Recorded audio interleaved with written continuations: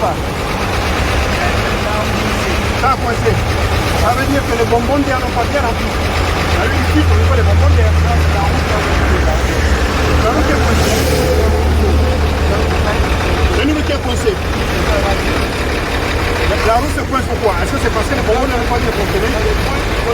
Ah, le frein qui coince. Si le frein coince, ça veut dire que les bonbons d'air n'ont pas bien rempli. Si les bonbons d'air n'est pas bien rempli, à ce moment, la frein a été trop léger. Ça me tomberait.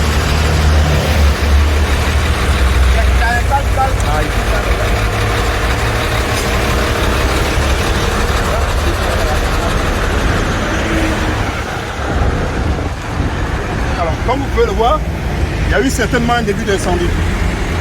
Si on a pu utiliser un extincteur, c'est qu'il y a eu un début d'incendie. Et s'il y a eu un début d'incendie, c'est clair, inévitablement, ça veut dire, comme le vient de dire le conducteur, le mécanicien, c'est qu'il y a eu un problème de freinage. Et ce problème de freinage est certainement dû à quoi? Au fait que les bonbons d'air n'ont pas été remplis. Pourquoi? Parce qu'il y a eu certainement une fuite d'air. Et quand il y a fuite d'air, inévitablement, les freins bloquent. Et quand les freins bloquent, et on se retrouve avec une étincelle. Et étincelle veut dire flamme. Donc, à partir de cet instant-là, il est clair que le contrôle technique de ce véhicule-là n'a pas certainement été bien effectué. Ou encore, l'entretien du véhicule n'est pas complètement bien effectué. Là, il y a deux choses. Inévitablement, le contrôle technique peut être remis en cause parce que le contrôle technique aurait permis de vérifier la qualité de freinage, la qualité du système de freinage. C'est-à-dire, si les bonbons d'air sont bien remplis, remplissent bien. S'il n'y a pas de fuite d'air, je crois que dans ce genre de cas, il y a eu un problème de freinage. Et les freins se sont bloqués. Les freins s'étant bloqués, il y a eu un incendie. À partir de cet instant-là, ça veut dire que la vérification des freins n'a pas été faite comme il faut. Voilà. La question que je pose, est-ce que ce véhicule est passé normalement en contrôle technique ou bien vous avez fait comme d'habitude, c'est-à-dire que vous êtes allé payer la visite technique? Normalement, les contrôleurs, les camions là. Non, je parle de contrôle technique. Est-ce que le véhicule est passé sur le banc de contrôle technique ou bien vous avez fait comme d'habitude, vous avez fait les papiers, vous avez juste obtenu votre contrôle technique? Ils font ça à chaque 6 mois, non? Bien sûr. Mais bien sûr. Depuis qu'ils ont fait ça, moi je ne suis pas encore à la société. Comme vous pouvez le voir aussi, même l'extincteur n'est pas adapté. C'est un extincteur, c'est même pas un P6, c'est un P2. Même l'extincteur n'est pas adapté. Voilà. Appuie. Lève. Et des cas comme ça, voici. Lève. Là, ça n'a rien à voir avec les problèmes de permis, ça n'a rien à voir avec les problèmes de grumier, cette insécurité-là.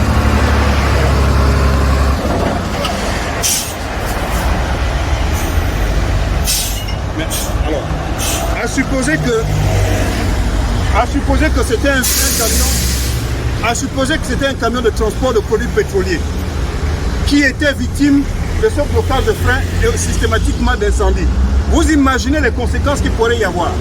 Ça veut dire que l'explosion, en fonction du type de matière de combustible transporté, on peut avoir un impact sur un rayon de près de 300 mètres. Le rayon impactant justement cette explosion peut aller entre 300 et 400 mètres. Imaginez que c'était un transport de produits de matière dangereuse qui avait eu ce problème de freinage suivi d'un problème d'incendie. On se serait retrouvé dans une situation embarrassante. Voilà. Et ça, c'est de l'insécurité créée par quoi? Par la difficulté et le refus des automobilistes à passer sur le banc de contrôle technique poids lourd. Parce que justement, il n'y a pas de banc de contrôle technique poids lourd opérationnel et fonctionnel sur l'étendue du territoire national. Voilà. Oui, parfois c'est long. Quand il monte à la route là-bas, comme il ne peut pas couper, il peut faire venir ici, ou aller monter. Non, on ne peut pas. Mais là, il y a une réparation. C'est ce qu'on est en train de vous expliquer par exemple.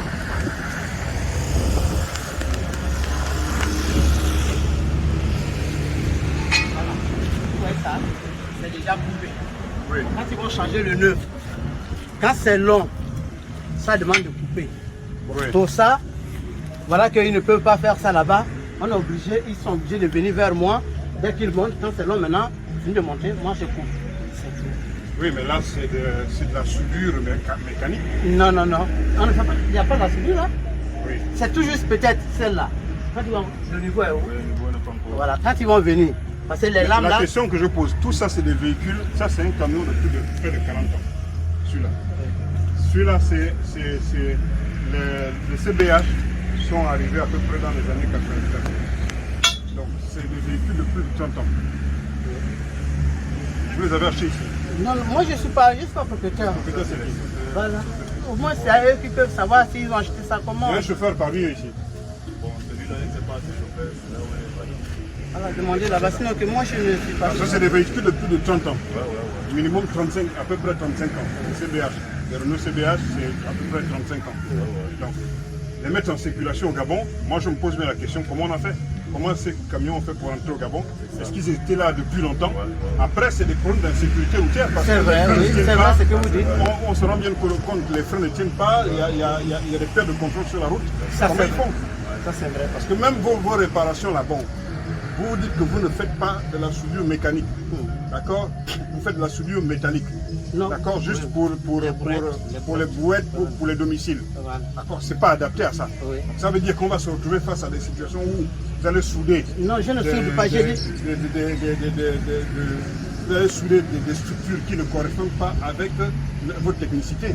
C'est ce que je suis en train de vous Voilà. expliquer. Je ne fais pas la soudure là, c'est tout juste. Vous voyez celle-là, on ne soude pas. Quand ça se coupe, par exemple, quand ils viennent, ils montent. Parce que la question c'est est-ce que votre technique de soudure correspond justement à... Par exemple, moi, c'est bien dans vous le dire que structure- vous ne soudez pas, c'est bien. Vous ne faites que couper. Voilà. Et là on voit bien que là, Oui. c'est pas de la soudure, là c'est la réparation. C'est ce qu'on dit. Ils vont monter. Par exemple, vous voyez ça? À vous allez remonter les lames. C'est ça. C'est ça. Ils vont venir, celui qui a des C'est ça là qui est dedans, qui est coupé. Donc les lames sont dispersées. Ils vont venir monter. Quand c'est long, par exemple, la longueur, il peut peut-être gêner. Et il m'appelle maintenant. Moi, je râle. Tout ça, ça s'appelle de la...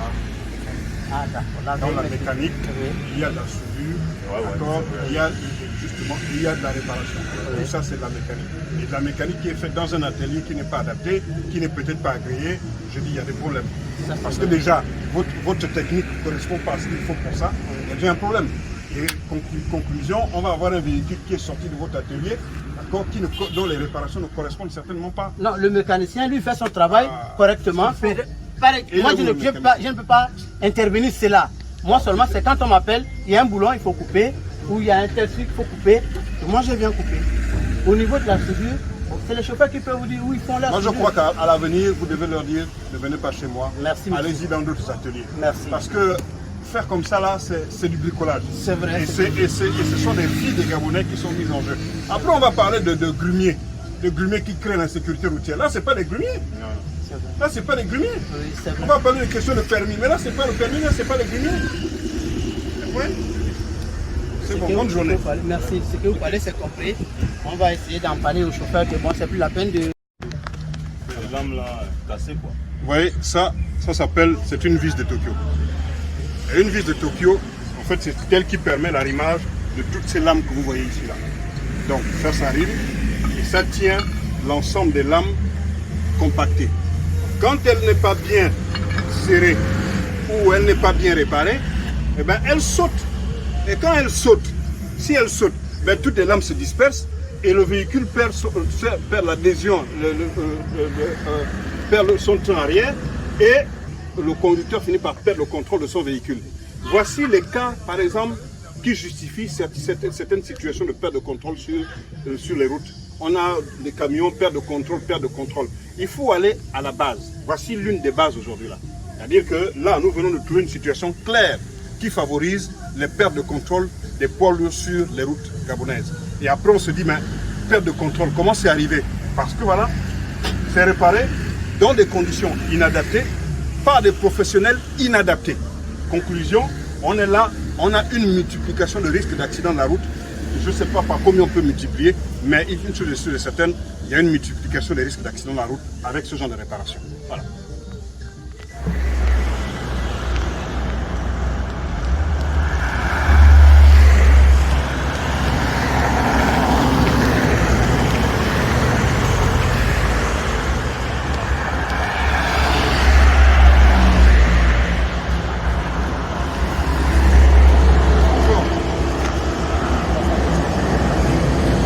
Président de la Confédération Générale des Permis. Je voulais savoir, le véhicule, il a papier. Il allait Il allait chercher une pièce au garage. Vous allez chercher une pièce au garage. D'accord. Vous avez une idée de ce qui s'est passé pour en arriver là? Oui, c'est l'accident qui s'est passé. Bon, la roue a explosé. Ah, la roue a explosé. La roue a explosé. Oui, oui. Et la roue a explosé. Quand la roue a explosé, Il a perdu le contrôle du il a pris véhicule. D'accord. C'est la roue avant qui a explosé ou arrière? La roue avant. D'accord. Il a perdu le contrôle, il est venu percuter le mur. D'accord. Et vous réparez sur la route, mais vous n'avez pas signalé. Le ciel arraché. Mettre le ciel. Oui, oui. Oui, la question que je pose, c'est que pourquoi vous ne signalez, pourquoi le propriétaire n'a pas signalé? Et vous, surtout quand vous faites vos réparations, vous ne signalez pas. Parce que c'est pas signalé là. C'est pas signalé. Bon, c'est pas moi. Moi, je vous dis seulement, vous avez intérêt à signaler parce que là, il peut avoir un risque de suraccident.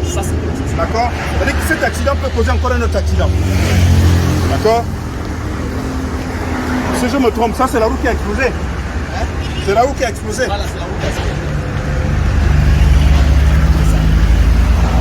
Bon, d'abord, vous constaterez que c'est une roue échappée. Ouais, la structure là. D'accord, c'est une structure qui a été additionnelle, qui a été posée dessus. D'accord, c'est une ancienne roue qui a été utilisée et on a ensuite réchappé. Donc on a ajouté une structure additionnelle. Hein? Ensuite, vous constaterez que ici, c'est une roue complètement usée. Elle est totalement usée.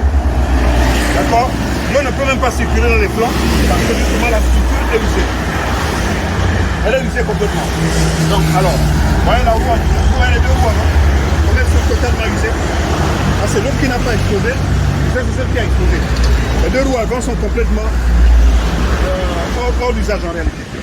Elles sont usées totalement. Donc c'est déjà un facteur d'insécurité routière. Alors quand vous avez, est-ce que la question que je pose, est-ce que ce véhicule est passé en contrôle technique normalement? Parce qu'en contrôle technique, on aurait détecté l'usage pneumatique. Non, il y a déjà un problème là. Donc là, je ne sais pas. Regardons. C'est de quelle plaque? Tu filmes?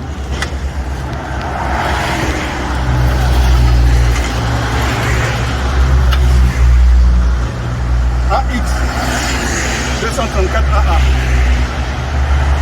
D'accord? Donc, la roue explose, c'est normal. Parce qu'en réalité, avec le contact de la chaleur, la vitesse du véhicule, la charge du véhicule, la roue ne peut pas tenir. Bon, donc le poids du véhicule, la vitesse du véhicule, ça ne peut pas tenir. Voilà. Donc on est face à une situation d'insécurité routière voulue par les conducteurs.